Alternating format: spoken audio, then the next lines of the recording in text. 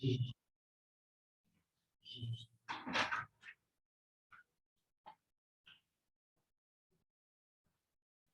Pak. Assalamualaikum warahmatullahi wabarakatuh. Kami dari kelompok 6 yang beranggotakan Rina Hamidah, Renanda Dwi Artanti, Nabila Mulyawati Kusuma Wildan, Citra Ali Ayunisa, dan Muhammad Ahmad Harudin. Di sini kami akan memaparkan materi yang berjudul dana pensiun.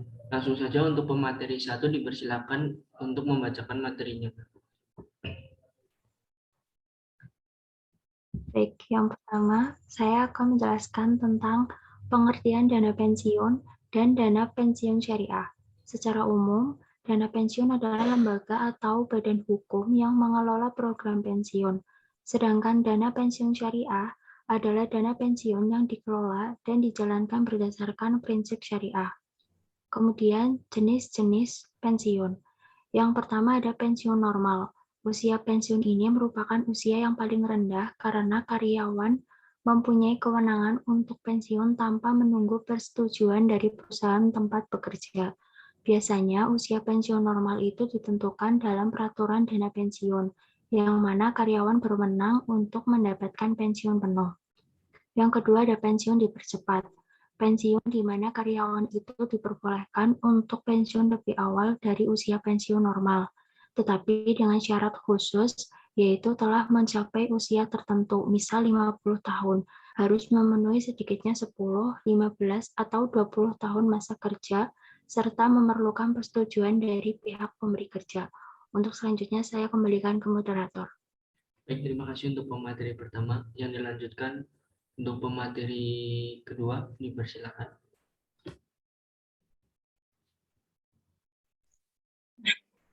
Yang untuk selanjutnya yaitu yang ketiga pensiun ditunda.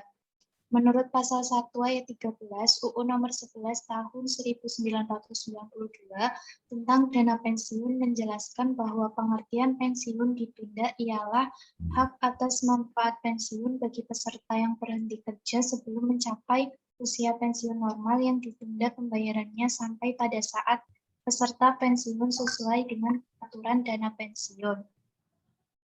Maksudnya adalah bahwa pensiun ini diberikan kepada pegawai yang meminta pensiun sendiri, namun usia pensiun belum memenuhi untuk pensiun.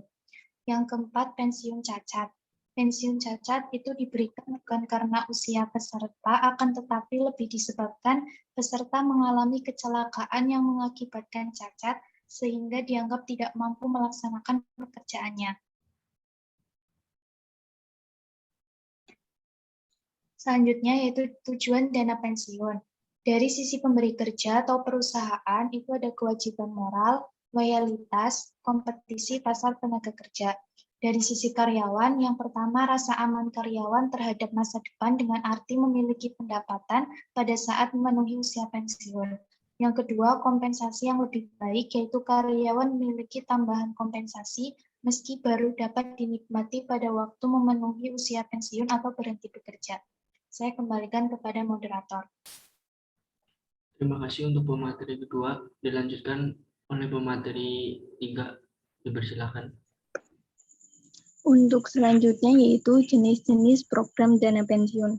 Yang pertama, dana pensiun pemberi kerja atau DPPK.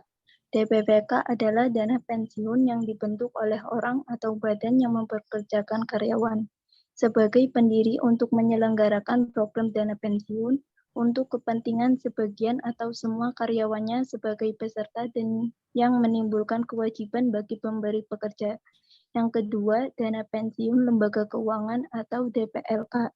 DPLK ialah program dana pensiun yang dibentuk oleh bank atau perusahaan asuransi untuk melaksanakan program pensiun iuran pasti bagi perorangan, baik dari pegawai ataupun pegawai mandiri yang terpisah dari DPLK baik karyawan bank maupun perusahaan asuransi jiwa yang bersangkutan.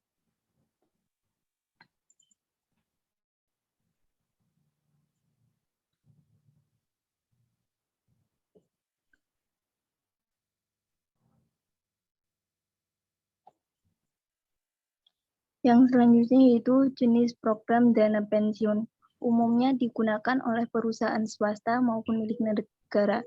Yang pertama, program pensiun manfaat pasti atau PPMP. PPMP ialah program dana pensiun yang memberikan formula tertentu terhadap manfaat yang akan diperoleh pegawai pada waktu telah memenuhi usia pensiun. Yang kedua, program pensiun iuran pasti atau PPIP. PPIP ialah suatu program dana pensiun yang menetapkan besar iuran pegawai dan perusahaan atau pemberi kerja. Manfaat yang akan diterima pegawai dihitung dari akumulasi iuran, ditambah dengan hasil pengembangan atau investasinya. Untuk selanjutnya, saya kembalikan kepada moderator. Terima kasih untuk pemateri 3. Dilanjutkan oleh pemateri 4. Dipersilakan.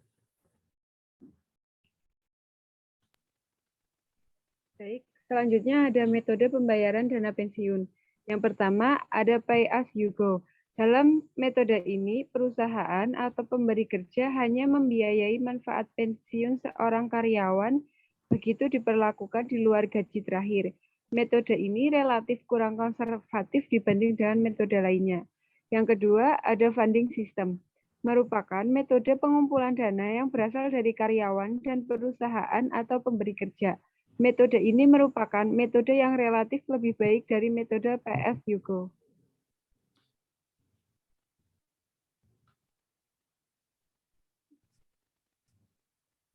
Selanjutnya ada perkembangan dana pensiun di Indonesia. Yang pertama, pertumbuhan jumlah industri dana pensiun. Akhir tahun 2009, terdapat 276 dana pensiun yang masih aktif yang terdiri dari 251 DPPK dan 25 DPLK. Dari 251 DPPK, 210 dana pensiun menyelenggarakan PPMP dan sisanya menyelenggarakan PPIP. Kemudian saya serahkan kembali ke moderator. Terima kasih. Yang kedua, ada pertumbuhan jumlah peserta dana pensiun. Terkait dengan jumlah peserta dana pensiun, pada posisi per 31 Desember 2009 terdapat sebanyak 2.681.226 peserta dana pensiun. Jumlah tersebut bertambah sebanyak Rp122.114 atau meningkat sebesar 4,7% dibanding dengan tahun sebelumnya. Yang terakhir, ada pertumbuhan kekayaan dana pensiun. Sama dengan pertumbuhan peserta dana pensiun, pertumbuhan kekayaan dana pensiun juga tidak berbanding lurus dengan pertumbuhan jumlah dana pensiun. Mungkin itu yang dapat kami sampaikan. Kurang lebihnya kami mohon maaf. Sekian dari kami. Wassalamualaikum warahmatullahi wabarakatuh.